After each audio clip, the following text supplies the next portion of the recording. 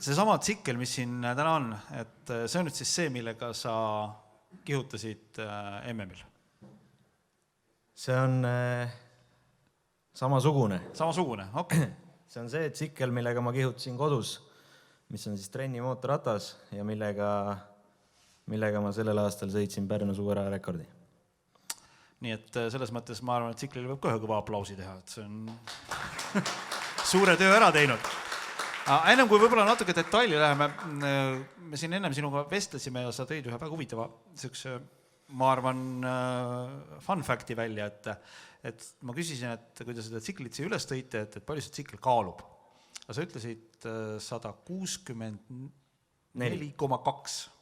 Et 164 miinimum ja siis sa mainisid ühe huvitav asja, et ütlesid, et Austraalias oli tsikkel alakaalus olnud ja siis te olite ehitanud siin ühe sellise huvitava vidina juurde, et räägi, mis asi sinna siis nüüd nagu juurde lisati? See on jah, see võib-olla kirjeldab üsna hästi meie kogu hooaega, et kui me siit kodust lähme kas siis lennuki peale, Austraaliasse lennukiga, hooaja keskel saime hakata autoga käima, aga kui me kolmekesi lähme, kus on siis mina, Heleda Pintsakuga mees seal lauas ja Andres Kaabel, siis, kes on mehaanik ja selline tugiisik natuke, et kui me kolmekesi lähme, siis natuke siuke maailmavallutaja tunne on, et mina ja maailm ja lähme nagu sinna kogu selle suure maailma vastu ja Austraalias oli mootorratas alakaalus ja oli vaja neljapäeva õhtul teha kiiresti midagi, mis siis 3 kilo juurde annaks mootorrattale. Ja siis seesama Andres, keda täna siin ei ole, tema leidis kuskilt vana aerosoli purgi, leidis terve suure hunniku veljetina, siis, millega tasakaalustatakse ja tegi nendest komponentidest sellise lisaraskuse, mida me üritasime parandada kuni hooaja lõpuni, aga ei suutnud. Et iga variant, mis tuli, küll oli liiga kerge, küll ei mahtunud ära ja selle nagu siukse leidlikkusega võib-olla me üritamegi seda ülejäänud suurt maailmat lüüa. Rääkides sinu sellest hooajast, sa ütlesid, me oleme sinuga raadiosaate tarbeks intervjuu teinud ja siis sa mainisid seal ka, ütlesid, et tegelikult te tegite aasta alguses väga palju sellist seadistuse tööd ära ja see tegelikult hakkas aasta lõpus kenasti tagasi tooma, ehk siis nii-öelda nagu intresse saite aasta lõpus võtta, et räägi sellest natuke lähemalt. Jah, kui me siin enne rääkisime ka Krossi ja Enduro meestega, et see ringrada on kuidagi selles mõttes teistsugune ala, et seal on sellest mootorratta hästi väikestest asjadest on hästi suur, nagu see tuleb suur muutus väikestest asjadest. Et kuna ma see aasta alustasin esimest aastat sõitsin Yamahaga, muidu olen igipõline Honda mees olnud, et see Yamahal mõjutavad natuke teised asjad, seda sõidutunnet ja seda, kui kiiresti see mootorratas sõidab ka Hondal ja need olid need asjad, mida me natuke pidime aasta alguses õppima.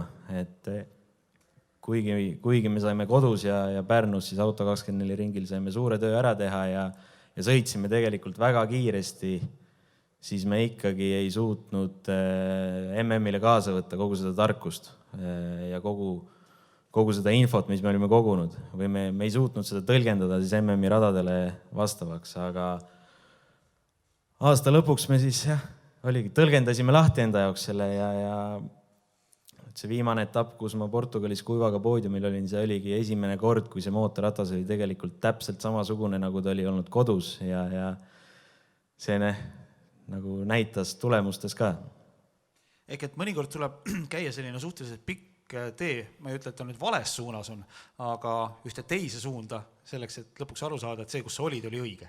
Jah, et see palju parem on jõuda sinna kas siis tippu või etteotsa nagu raske töö tulemusel ja teada, miks sa seal oled, kui see, et sa oled selline, sähvatad sinna ette, tegelikult ise aru saamata, miks sa oled kiire, miks sa oled tugev, et sa oled palju kindlamalt kahe jalaga maa peal, kui sa oskad siis oma tööd hinnata. sa sõidad Soome tiimis Kallio Racing. Palju see aitab kaasa, et tegemist on soomlastega ja tegelikult ma arvan, et me oma sellist mõttemalli jagame nendega suhteliselt palju, et me oleme sarnased. Me oleme sarnased jah, me räägime vähe ja mõtleme rohkem. Et mul on ka kogemusi, nagu ma arvan paljudel sportlastel siin, et on kogemusi ka nende eksootiliste maade siis inseneride, mehaanikute, meeskondadega, kes siis nad vahel räägivad rohkem, kui nad tegelikult teavad, aga nad räägivad seda väga veenvalt. Ja see on jah, see on mõnes mõttes on see tõesti eelis, et see on Soome meeskond, Eesti mehed. Meil on nagu ka ühine missioon siis minna ja teha. No, öeldakse, et võib-olla mõnikord spordis üks mingisugune selline tulemus on sinu selline, ma ei tea, sinilind või mingisugune selline asi, mida sa püüad. Kas sinu jaoks see poodiumi koht oli selline sinilind? See oli kindlasti andis enesekindlust juurde. Kui sa sinnamaani arvad, et sa oled piisavalt kõva mees, et seal olla, siis see lõpuks nagu natuke tõestab kõige rohkem iseendale. Et kõigile teistele see tõestamine on nagu teisejärguline, et siis kui ise hakkad aru saama, et sa pead seal olema ja väärid seal olemist, et siis see kõik läheb nagu palju lihtsamaks ja palju, nagu see oli ka tulemustest, et siis kui see esimene tuli, siis neid tuli riburada pidi 3 tükki järjest. Aga see on ka selge, et süües kasvab isu ja see ei ole nagu kuskilt otsast lõppsihtpunkt, et 3. on tore olla, aga teine ja esimene koht on veel kõrgemal. Nõus. Ja see on midagi sellist, mida saab järgmisel aastal juba püüda. Eesmärgid on paigas. Kindlasti.